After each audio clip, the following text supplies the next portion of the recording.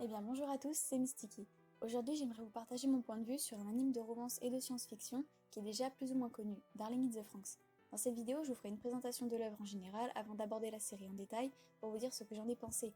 J'essaierai de développer mon avis au maximum et d'aborder chaque aspect de l'anime en minimisant les spoils pour que ceux qui ne l'ont pas vu puissent tout de même regarder la vidéo. En tout cas ne vous inquiétez pas, si je dois spoiler je vous préviendrai pour que vous puissiez passer à la suite.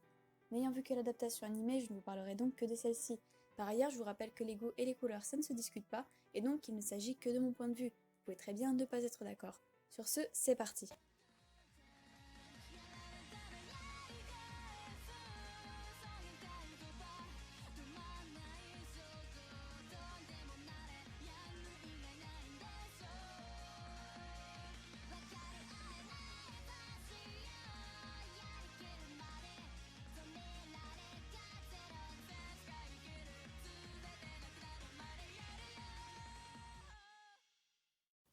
Diffusé dès le début de l'année 2018, l'anime Darling in the Franxx a été réalisé par Atsushi Nishigori et Toshifumi Akai. L'animation a quant à elle été produite par deux studios, Trigger et Cloverworks. Ayant pour thème les mechas et le post-apocalyptique, la série mélange la science-fiction, le drame et la romance, ce qui a su attiser ma curiosité. Par la suite, la série a été adaptée en deux mangas dérivés de deux auteurs différents, mais que pour ma part je n'ai pas lu. Quoi qu'il en soit, vous pourrez retrouver et regarder les 24 épisodes de l'anime gratuitement sur le site de Crunchyroll. L'histoire se déroule dans un lointain futur, de nombreuses années après que de mystérieuses créatures surnommées les Hurleurs aient fait leur apparition et mené la civilisation humaine à sa perte. La Terre est en ruine et l'humanité s'est retranchée dans une ville fortifiée mobile, la Plantation. Cette dernière est dirigée par une organisation scientifique avec à sa tête des individus nommés les Sept Sages. Au sein de cette ville fortifiée, un quartier est dédié à la formation de jeunes pilotes appelés parasites qui ne connaissent rien du monde extérieur. Leur seul but dans la vie est d'apprendre à piloter des robots, les Franxx, afin d'affronter les hurleurs et un mystérieux ennemi géant mais invisible. On découvre que la vie dans la plantation est très différente de celle qu'avaient les hommes dans le passé. Parmi les enfants destinés à piloter les Franxx, un jeune homme nommé Hiro, alias Code 016, et sa partenaire Naomi ont été recalés au test d'aptitude. C'est alors qu'Hiro fera la rencontre de Zero-Two, alias Code 002, une parasite ayant des gènes de hurleur. Il acceptera de piloter avec elle, ignorant que cela a déjà coûté la vie à plusieurs des anciens partenaires de la jeune femme.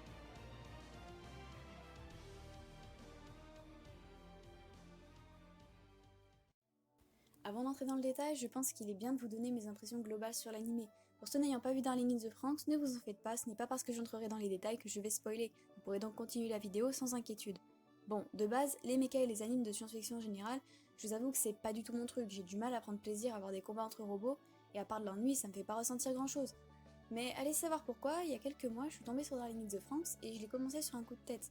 Et après avoir regardé les 24 épisodes, et ben croyez-moi que c'est un anime qui m'a marqué, en positif comme en négatif. Au début, j'ai absolument pas accroché, je continuais de regarder pour donner une chance à l'anime car j'avais envie de me faire un vrai avis et de pas seulement me limiter à mes premières impressions. Au fil des épisodes, je commençais à m'intéresser à l'intrigue générale, mais sans avoir vraiment envie d'enchaîner les épisodes, et pourtant c'est ce que j'ai fait. Et c'est à partir des épisodes 7-8 que je peux dire avoir pris plaisir à regarder Darling in the Franxx. Et je pensais pas pouvoir changer d'avis comme ça. D'un côté, la série m'a agréablement surprise, mais en parallèle, j'ai aussi été assez déçue. C'est pour ça que j'ai pas mal de choses à dire. J'essaierai d'être la plus précise possible pour vous donner mon point de vue et argumenter. J'ai envie d'aller plus loin dans l'analyse pour dépasser les critères classiques sur lesquels on se base pour juger plus ou moins objectivement les animés. Alors comptez sur moi pour bien développer tout ça. Et j'aimerais donc commencer par scénario. Pour moi, Darling in the Franxx nous pose plusieurs intrigues, contrairement à des séries plus classiques qui, elles, suivent une problématique principale avec à côté des questionnements et des histoires secondaires. On pourrait prendre l'exemple de Dr Stone, où on se questionne par exemple sur la confiance en autrui, donc notamment avec les relations entre Senku et les villageois, alors que l'intrigue de base est de savoir comment sauver l'humanité. Contrairement à Dr Stone comme à tant d'autres, Darling in the Franxx a ce que j'appellerais un double scénario. D'ailleurs, si mon avis sur Dr Stone vous intéresse, je vous mets en lien ma précédente vidéo avec la présentation et ma critique de l'anime. Bref, fin de la parenthèse. Vous devez vous dire, mais de quoi elle parle avec ce double scénario? Eh bien, c'est que l'anime nous pose deux intrigues qui ont selon moi autant d'importance l'une que l'autre et qui occupent chacune une place centrale dans la série. Dans un premier temps, comme dit dans le synopsis, l'objectif des protagonistes est de protéger la plantation et de repousser la menace que sont les hurleurs à l'aide des Franxx.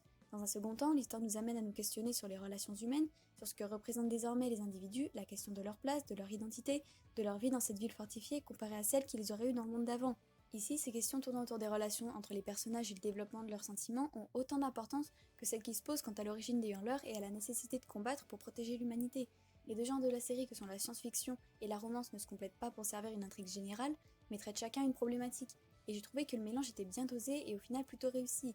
C'est maintenant que ça commence à se compliquer, parce que si l'intrigue axée sur la romance et les relations humaines a énormément d'intérêt et pose des réflexions qui ont toute leur légitimité, surtout dans le contexte de la série, à l'inverse, l'intrigue science-fiction m'a pas vraiment convaincue. Autant le développement des relations entre les personnages et des sentiments de chacun est hyper intéressant car il y a une réelle progression, autant les avancées de l'organisation pour traquer les hurleurs sont pas terribles. Pour moi, la partie romance est réussie sur tous les plans, mais au plus on avance dans l'intrigue sur l'origine des hurleurs et tout ce qui va avec, au plus ça se casse la gueule. Et je préfère pas parler des 7 sages et de leur organisation scientifique qui dirige tout le système. Je veux bien que ça soit de la science-fiction, mais quand même. Je m'attendais pas à grand chose de ce côté-là, mais je pense qu'il y avait quand même matière à faire mieux. Parce que franchement, quand ils vous racontent toute l'histoire, j'étais à moitié choquée tellement c'est tiré par les cheveux. À part ça, j'ai pas grand chose à dire là-dessus. Le seul point positif et où j'ai été agréablement surprise, c'est que les combats avec les Franks sont vraiment sympas. Ils ont une apparence qui fait que les émotions des parasites apparaissent au travers des robots, ce qui les rend plus humains. J'ai aussi trouvé que le système de fonctionnement des Franks, de Pistil et Tamine est bien pensé, car il faut un garçon et une fille qui soient complémentaires et se trouvent sur la même longueur d'onde pour faire fonctionner le Franks. Chacun doit faire confiance à l'autre, car ils sont tous les deux liés par la machine. Et les Franks, c'est le symbole qui lie l'aspect science-fiction à l'aspect romantique et donc les deux intrigues. Et pour moi, le concept est vraiment cool, car on sent que ces robots sont bien pensés pour symboliser les sujets abordés dans la série. Et des symboles qu'il y en a, notamment le clin d'œil à l'oiseau de Guillaume Apollinaire avec une belle image et une métaphore très significative dont je suis totalement fan. Ceux qui ont vu comprendront. Concernant les personnages, les chara-designs sont plutôt agréables, même si ça reste bien sûr à l'appréciation de chacun. Au niveau de leur développement respectif, certains sont nettement plus approfondis que d'autres, mais globalement le travail est bien effectué. J'ai pas apprécié plus que ça les deux personnages principaux, mais je développerai ça un peu plus tard. Personnellement, je me suis beaucoup attachée à Kokoro, qui est un personnage certes secondaire, mais que l'on découvre au fur et à mesure et révèle sa personnalité au fil des épisodes. Pour faire court, il s'agit d'une parasite faisant partie de la même unité que Hiro, l'unité 13. Elle est gentille mais paraît plutôt introvertie, ce qui la rend attachante et fait qu'elle est assez discrète mais sans pour autant être mise de côté. J'aime beaucoup son personnage notamment car elle m'a surprise plus d'une fois. Même si ça reste très personnel, je trouve que c'est l'un des personnages les mieux construits de la série. En plus, elle est juste trop mignonne, vous allez pas me dire le contraire. Quant au groupe d'amis de l'unité 13, il est dans son ensemble très attachant et a lui aussi sa propre histoire.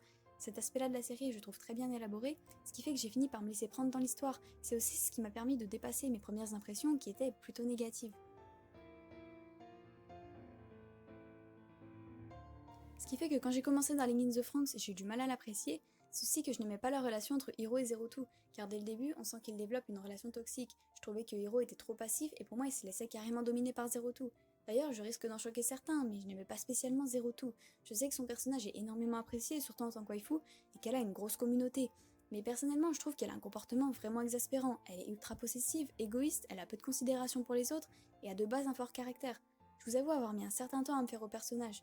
Bon, le point positif qui vient nuancer le tableau, c'est que son background est bien construit et que son évolution au fil des épisodes nous permet de mieux comprendre son comportement et la rend plutôt attachante. Ce qui fait qu'au final, Zero Two est quand même remonté dans mon estime et que quand on connaît son histoire, on a juste envie de la serrer dans nos bras. En parallèle, Hiro m'a laissé plutôt indifférente, même s'il a clairement son rôle à jouer dans la série et que c'est le personnage principal. Je l'aimais bien, mais sans plus. Je me suis pas particulièrement attachée à lui, ce qui est plutôt inhabituel pour un personnage principal, et c'est ce qui m'a un peu perturbée quand j'ai commencé à regarder, même si par la suite mon opinion a évolué. Pour en venir à la relation entre Hiro et Zero Two, il devient son partenaire, son darling, dès l'épisode 1. Donc ne vous inquiétez pas, pas de spoil en prévision. On apprend très vite que Zero Two est connu pour changer constamment de partenaire. Le problème est que pour faire fonctionner un Franxx, les coéquipiers doivent être en totale cohésion et que Zero Two cherche sans cesse à dominer l'autre pour contrôler le Franxx à elle seule, ce qui fait que beaucoup en sont morts.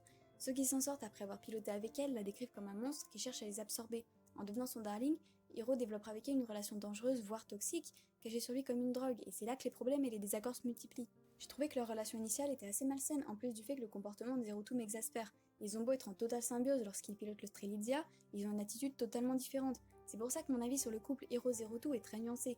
La construction de l'histoire et le développement de chacun rattrapent le coup. Le côté toxique que je craignais au départ a évolué dans le bon sens, jusqu'à en fin de compte me faire apprécier leur relation qui est basée sur cette toxicité. On retrouve ce sentiment dans l'opening qui est comme l'identité de la série. La chanson s'appelle déjà Kiss of Death, qu'en français le baiser de la mort. L'opening en est d'ailleurs très représentatif. Au début, je ne le supportais pas. Au final, j'en suis presque venue à l'aimer. Pour en venir à leur relation, on apprend à apprécier les moments qu'ils partagent au fur et à mesure des épisodes, que ce soit dans les scènes de combat ou dans les scènes du quotidien, qui dévoilent une complicité qui reste tout de même très spéciale.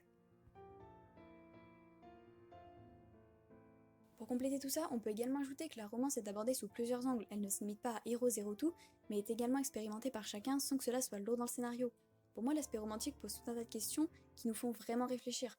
Au-delà du fait d'aimer quelqu'un, l'anime nous montre toute la complexité des relations sentimentales en traitant plusieurs aspects comme la rivalité, la jalousie, l'attirance ou encore l'homosexualité. Classique me direz-vous.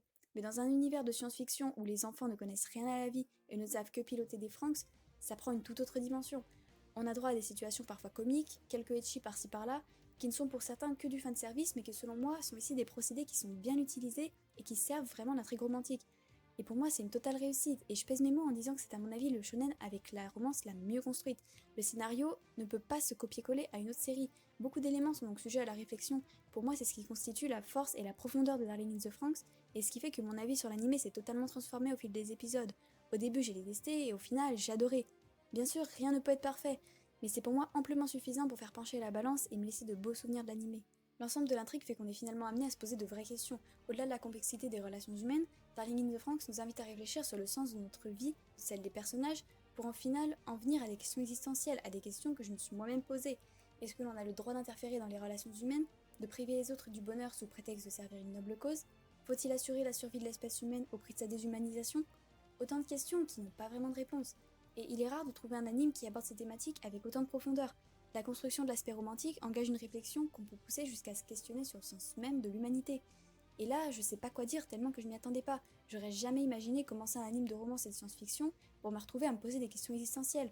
En tout cas, certainement pas en regardant Darling in the Franxx. Et c'est bien cet effet de surprise qui a su dépasser toutes mes attentes et qui fait qu'au final, la série m'a vraiment marqué. Je pense que tout le monde ne peut pas être sensible de la même manière à tout ça, mais je pense aussi qu'on peut apprendre à regarder un animé différemment sans toujours se borner aux critères généraux pour évaluer les séries et les comparer entre elles.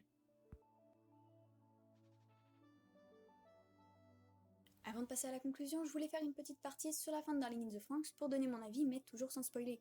Car comme il y a toujours des débats sur les animes, sachez que pour Darling in the Franxx, c'est le final qui divise. Certains sont scandalisés de la fin de l'anime, d'autres estiment que c'était le final idéal. Pour ma part, comme dit plus tôt, j'ai trouvé la conclusion de l'intrigue sur les hurleurs vraiment pas terrible, surtout les moyens utilisés pour tenter de régler les problèmes. Il y a des éléments qui donnent l'impression de sortir un peu de nulle part, et je pense encore qu'ils auraient pu trouver mieux, parce que dans un sens, c'est plutôt risible. Mais en parallèle, l'aboutissement des problématiques construites autour de la romance ne m'a vraiment pas déçu. Et en repensant à tout l'anime, les dernières scènes sont vraiment émouvantes, j'ai pas pu rester indifférente. Pour moi, c'était donc le final idéal. En résumé, pour moi, il est clair que Darling in the Franxx a des défauts qui peuvent être plus ou moins gênants, mais j'ai envie de dire, comme beaucoup d'autres séries, c'est quand même un anime qui a réussi à me surprendre et à me faire réfléchir, et dans un sens, même si j'ai énormément de mal avec les animes de science-fiction, je sais que la trame romantique n'aurait pas pu se faire sans la science-fiction. Ce qui fait que j'ai été captivée par une romance issue d'un univers que je déteste. Tout ça est assez compliqué, je vous l'accorde. Quoi qu'il en soit, en prenant du recul, je ne peux que dire avoir aimé cet animé, car au-delà des défauts, il y a vraiment ce petit quelque chose qui a su dépasser toutes mes espérances, et qui fait que c'est un anime que je n'oublierai jamais. Peu importe vos goûts, je pense que chacun a quelque chose à trouver dans Darling in the Franxx. Pour répondre à la question de savoir si c'est un coup de cœur ou une déception, je dirais que rien n'est parfait, mais que cet anime m'a tellement marqué que c'est pour moi un coup de cœur. On arrive désormais sur la fin de la vidéo, j'espère que vous aurez apprécié, en tout cas n'oubliez pas qu'il ne s'agit que de mon avis. Vous pouvez dès maintenant participer au sondage pour le thème de la prochaine vidéo en allant dans l'onglet communauté de la chaîne. Merci d'avoir regardé et sur ce, je vous dis à très vite.